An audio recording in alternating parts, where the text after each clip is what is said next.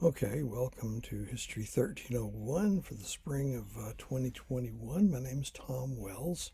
I'll be your instructor for History 1301. The purpose of this video is to go over some stuff that you'll need to know, things that you'll be expected to do if you want to succeed as we go along through the semester.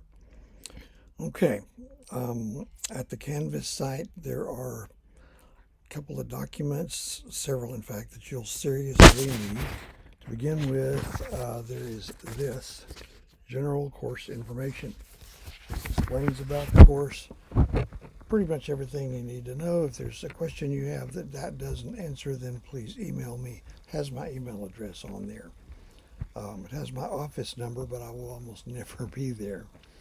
I will be available online pretty much, maybe a little bit loose at the edges, from around 9:30 to noon, Monday through Thursday. And this week we're attempting to to be available via Zoom for an hour or two, and I'm looking at maybe doing that on Tuesday and Wednesday, half an hour or whatever on Tuesday and Wednesday. There's a lot I don't know about that. I've attended Zoom meetings, but I've never initiated that, and so you might want to cut me a little bit of slack on getting that up and running. Okay, how's this going to work? My courses are old-fashioned information classes. There's nothing complicated about them. You're not going to be working problems. You're not going to be solving riddles. You're not going to be dissecting cats or anything like that. It's an information class. The overall goal will be that when we get through with this, you will be up to speed on American history. You'll be far more knowledgeable than you are now. And I always have a smattering of students who come in as knowledgeable and a bunch of others who couldn't tell you which century the Civil War was in. But to basically get you up to speed on American history. History in general is virtually comprehensive. Everything has a past. That past is legitimately a part of history, so people who do what I do have to be very, very selective in what we put in, what we leave out, what we rate as more important, what we rate as less. So I've made my choices, as you will see. Okay, and since this is an online class, all the lectures and all the testing will be online. Now, some people are drawn to this because they think it will be easier because they don't have to get out of bed at a particular time and brave the cold weather and get to a classroom and all that. But self-discipline, to do something like this, is actually, for most people, I think, probably more demanding than that would be. So, anyway, it's going to take considerable discipline from the student to succeed. You're going to have a computer with acceptably fast internet. It's going to need a webcam because the major exams, you'll need a webcam for proctoring. All right. There are going to be two parallel tracks of knowledge, or of learning, rather. There will be what you do with the regular textbook. Introduce that if I can find it for 1301. The regular textbook, the single volume, looks like this: U.S. A Narrative History by James West Davidson and a number of other liberals. And that's available in the bookstore. I'm not sure what all formats they have it in. I'm pretty sure there's a loose leaf. They used to have those ebook version, which would cost less. And let me think. There may be a single volume with both the 1301 and the 1302, but you're going to have that because you'll be taking chapter quizzes based on that, and the chapter quizzes are not pushovers. So make sure you get a hold of that. The other thing will be the lecture material. That's going to be like me. There'll be lecture videos, and there'll be several a week, sometimes less, sometimes more. And it's extremely important that you take time to watch these. Actually, they're posted on YouTube, but in Canvas, each week there'll be a module for each week. With your assignment for the week, I'll post an introductory or assignments video for that week, whatever grade you're going to have to do. Usually one, occasionally two. Those will be posted on it. Just click on it and go to the chapter, whatever, quiz, exam, that sort of thing. And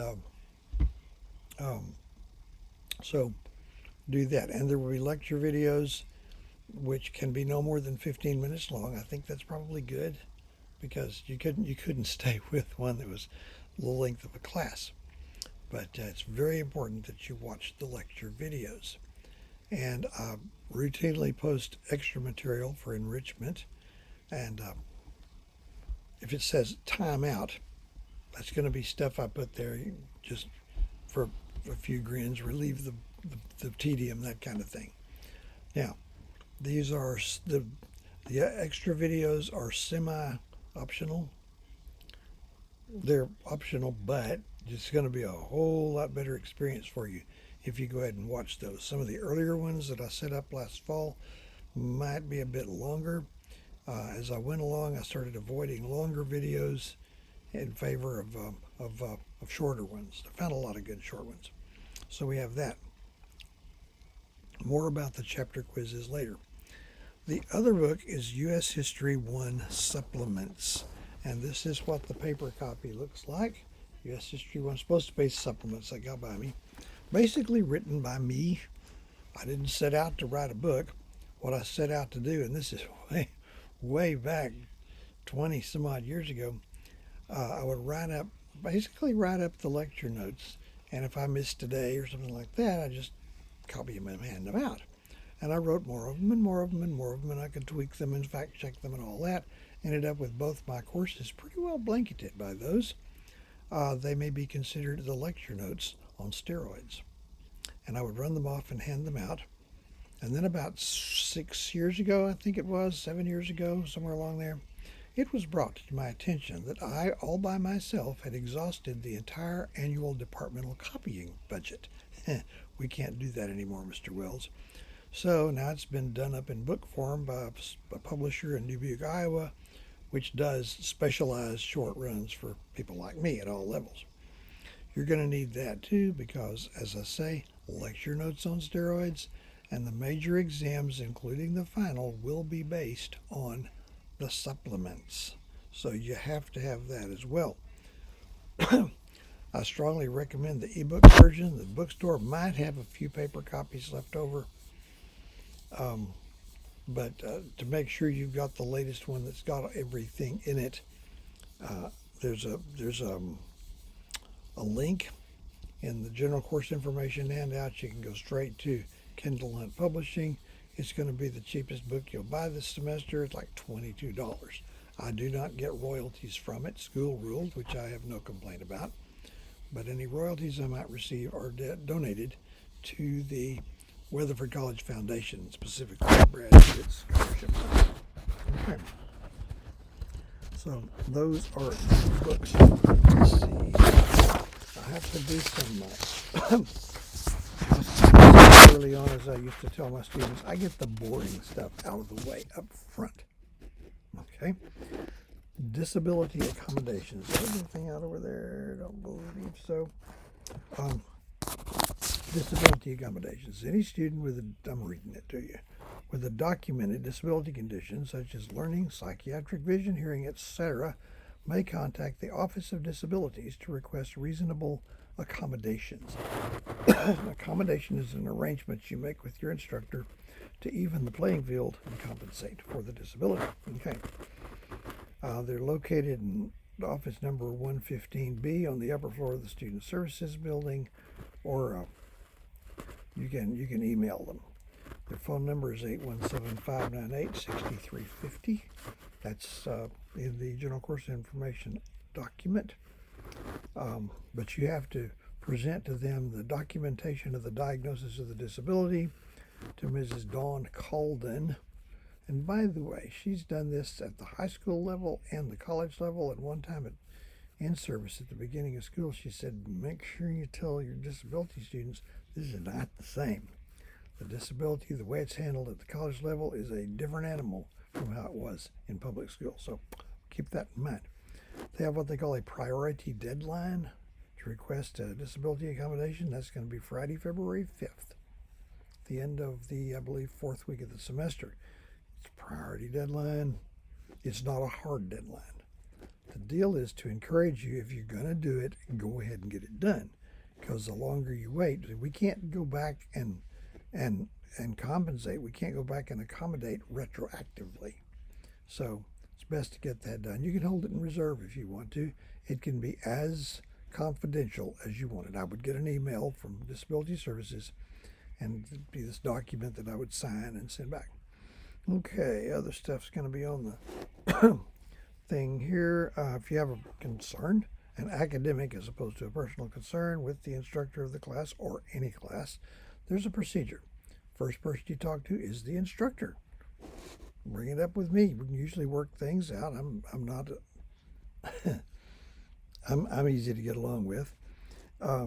But if that should somehow be unsatisfactory or not resolved to your satisfaction, next step would be the chairman of the Social Sciences Department, Dr. Scott Tarnowieski.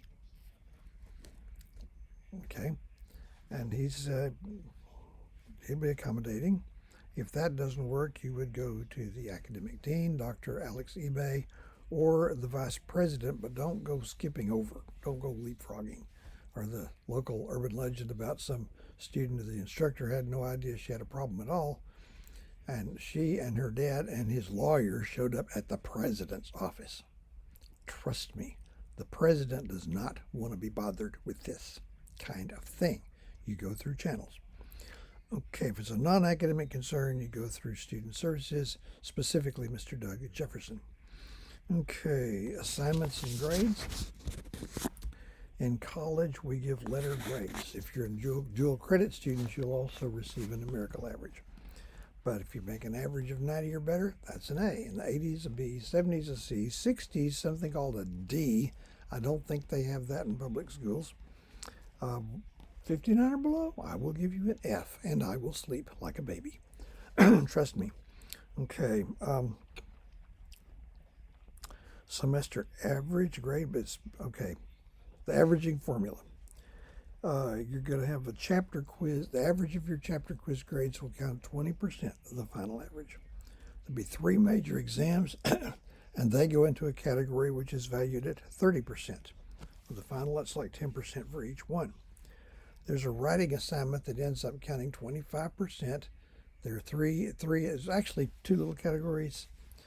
3 items that will be worth 15%, and then a research paper with your sources provided to you and the topic. That will be the other 10%. Final exam by itself is 25%. In this class, now hear this, okay? No assignments are optional, and no grades will be dropped. I do not drop grades. Okay. I leave quizzes and exams open through the academic week. So there will be no grades due the first week because the enrollment is still fluid, that sort of thing. But in the second week, the week of Monday the 17th, which is Martin Luther King Day, but I have it open that day, you'll be taking the Chapter 1 quiz. It will be open from a minute after midnight Monday morning through a minute before midnight Thursday night. You'll have 4 days. That's 96 hours minus 2 minutes to work it in. Get it done. Warning. On this or any other class or any other thing in life that you know you have a hard deadline and you wait till the last minute, you're placing a bet that you could lose. You're betting your computer won't glitch up or your dog eat it or whatever. You're betting the power won't go off. You're betting you won't have a family emergency. So just keep that in mind. Okay. I don't allow retakes. The grade you get is the grade you get. Now, I'm going to move on to a second introductory video. And so I'll stop this one now and go to that.